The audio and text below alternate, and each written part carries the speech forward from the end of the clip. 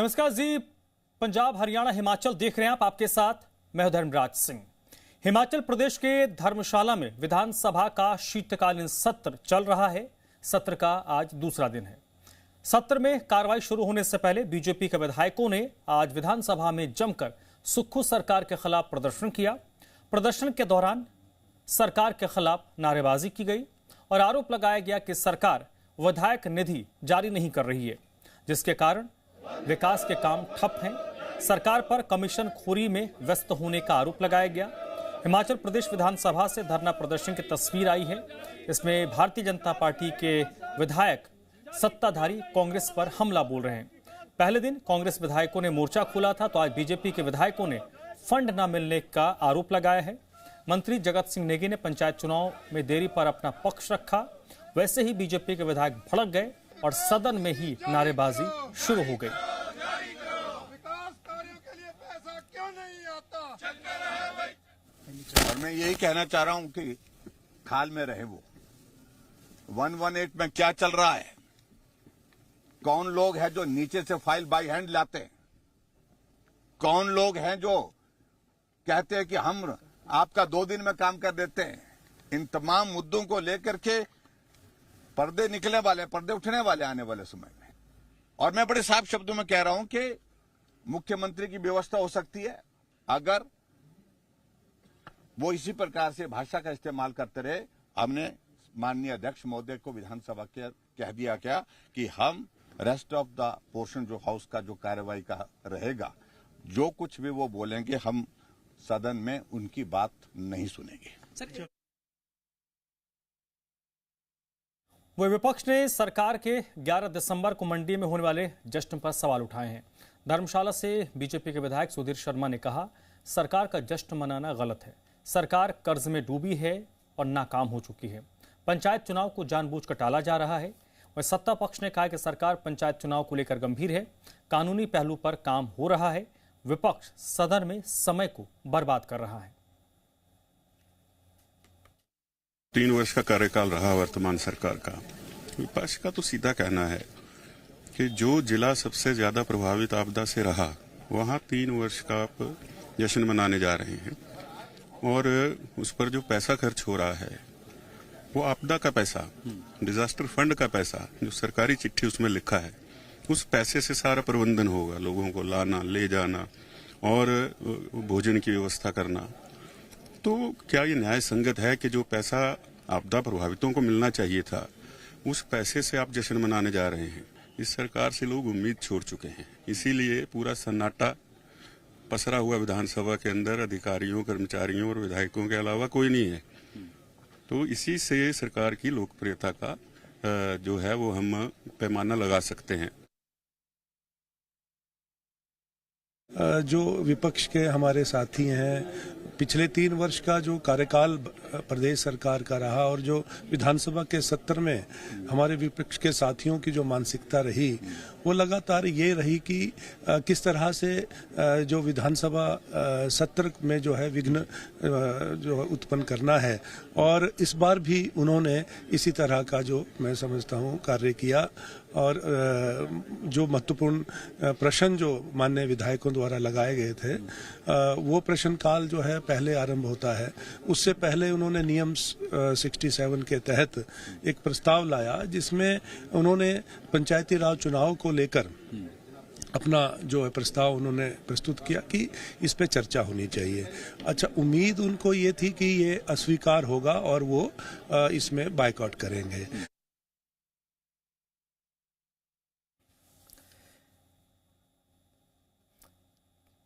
तो हिमाचल प्रदेश विधानसभा का ये शीतकालीन सत्र जो धर्मशाला के तपोवन में चल रहा है, सत्र का आज दूसरा दिन था और इस सत्र के दौरान सत्ता पक्ष और विपक्ष के बीच खूब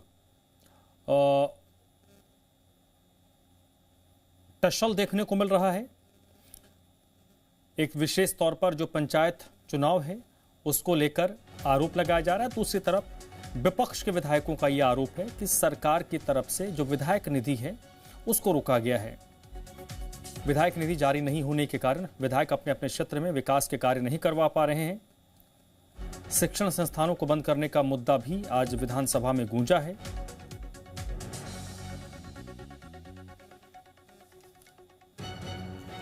तो सत्र का आज दूसरा दिन था, जिसमें शुरुआत में विपक्ष की तरफ से वॉकआउट भी किया गया।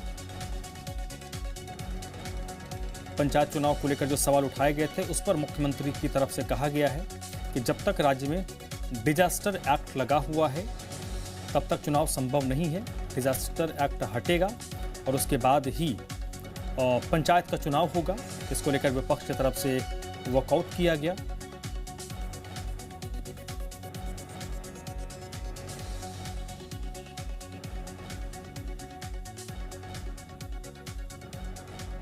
तो सत्र के दौरान जो सियासी गर्मी है, जो तपिश है, उसको महसूस किया जा रहा है।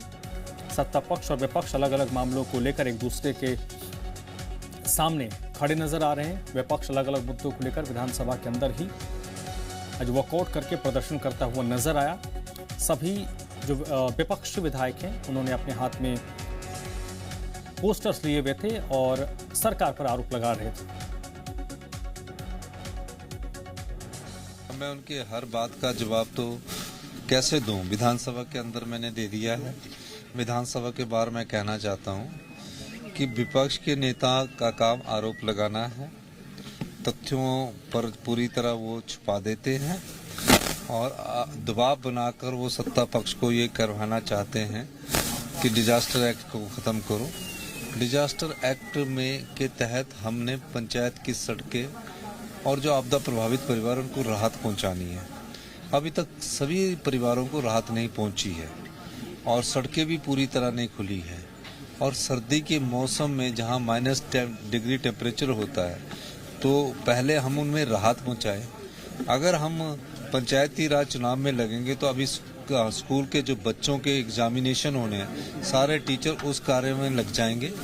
तो निश्चित रूप से डिजास्टर को पहले हम पूरा करेंगे, उसके बाद पंचायती राज को हम करवाएंगे। तो ये देखिए, सत्ता पक्ष और विपक्ष की तरफ से लगातार जो टसल चल रहा है, उस पर मुख्यमंत्री की प्रतिक्रिया भी आ गई। मुख्यमंत्री ने भी जो स्थिति है उसको स्पष्ट कर दिया है।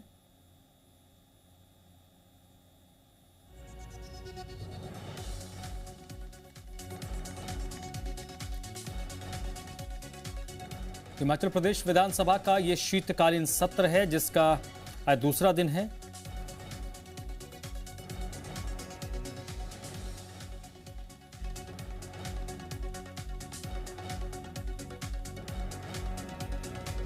और आज भी सत्ता पक्ष और विपक्ष की तरफ से अलग अलग मुद्दों को लेकर टसल देखने को मिला है।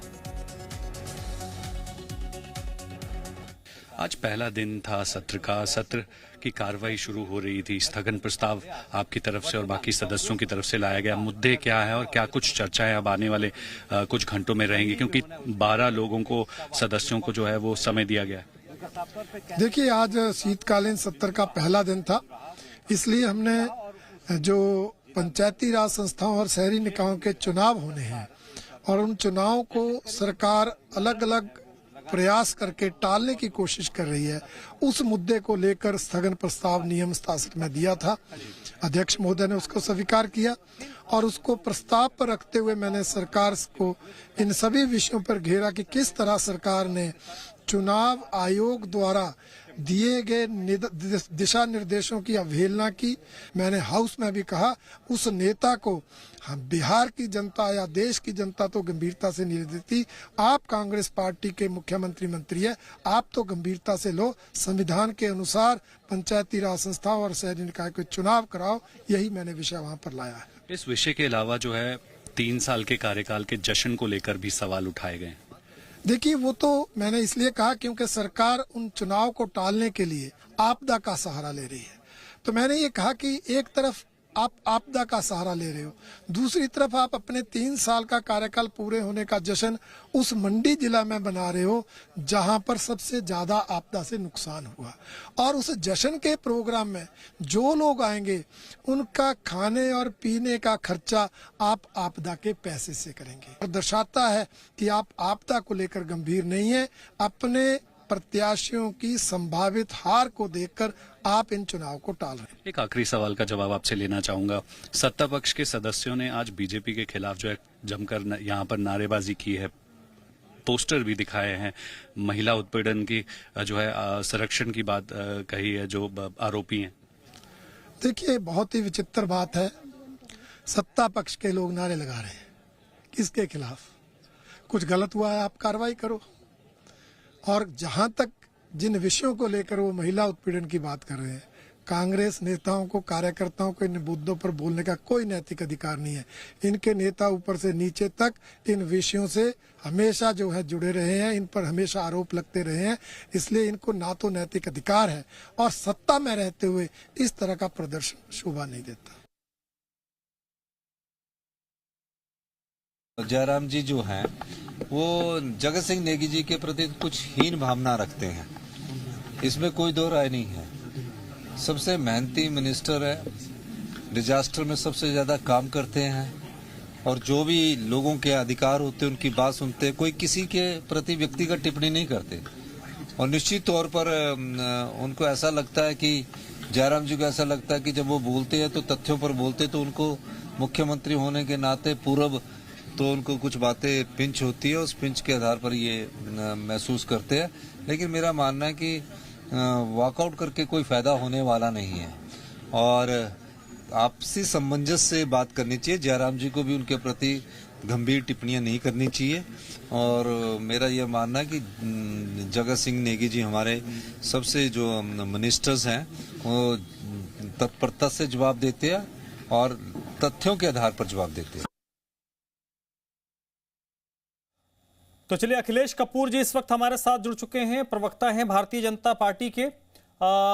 अखिलेश जी, दूसरा दिन था सत्र का, विपक्ष की तरफ से जो आरोप लगाए गए उन आरोपों का जवाब देने के लिए खुद मुख्यमंत्री सामने आए। सीएम साहब ने कहा कि कई बातों का मैंने विधानसभा के अंदर जवाब दे दिया है और कुछ बातें आपके सामने भी स्पष्ट कर दे रहा हूं। उन्होंने विशेष तौर पर जो पंचायत चुनाव को लेकर आप लोगों की तरफ से आरोप लगाए गए उस पर उन्होंने जवाब दिया, जिसका को लेकर वो डिजास्टर एक्ट का हवाला दे रहे थे।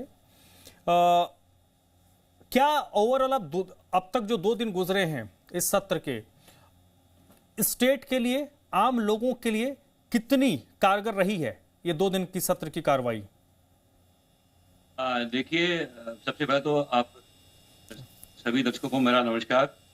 धर्मा जी, जिस तरह का रवैया प्रदेश सरकार का है जी, चाहे वो विधानसभा के अंदर है चाहे वो विधानसभा के बाहर, सरकार का जो अड़ियल रवैया है उससे स्पष्ट है कि वो ना तो सत्र चलाना चाहती है और ना ही प्रदेश के अंदर विकास चाहती है। जहां तक पंचायती राज चुनावों की बात है, पंचायती राज चुनावों से मैंने पहले भी कहा है कि भाई प्रदेश की सरकार किनारा कर चुकी है।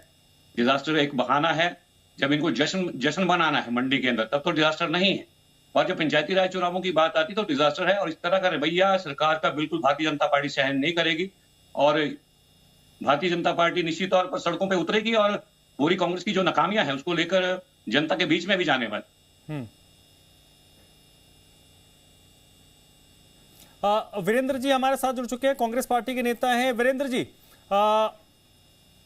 आप कैसे रिस्पॉन्स करेंगे? क्योंकि मेरा प्रश्न ये बीजेपी से था कि 2 दिन का सत्र हो गया, इस 2 दिन के सत्र में का हासिल क्या रहा पब्लिक के लिए, हिमाचल प्रदेश की जनता के लिए?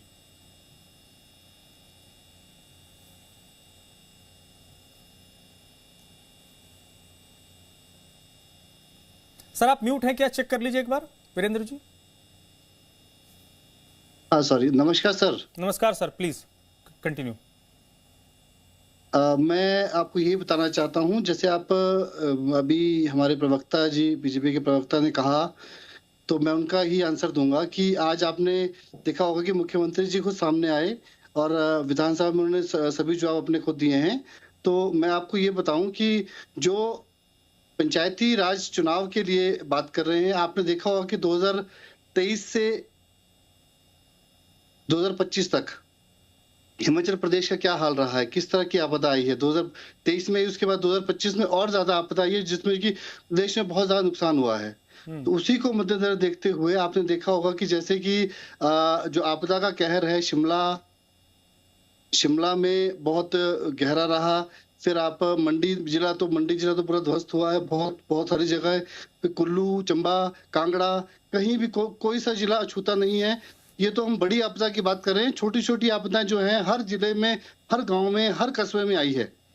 तो उसको मद्देनजर देखते हुए कि उन्होंने ऐसा तो नहीं कहा कि पंचायत चुनाव नहीं होंगे, किसी कारणवश जो डिजास्टर एक्ट लगा है, डिजास्टर एक्ट तब तक रहेगा जब तक ये सारी चीजें सुचारू नहीं होती। सड़कें खुलनी है, गांव में सभी मार्ग प्रॉपर जो होने, डीसी जो है। जी अखिलेश जी, मुझे पूरा इनको कंप्लीट करने दीजिए। जश्न किस बात का मना रहे हैं जब सबसे ज्यादा कैजुअलिटीज मंडी जिला में हुई है, सबसे ज्यादा नुकसान मंडी जिला में हुआ और कांग्रेस ने वहीं पे जश्न मनाने का फैसला किया है, तो इनकी नैतिकता कहाँ रह गई?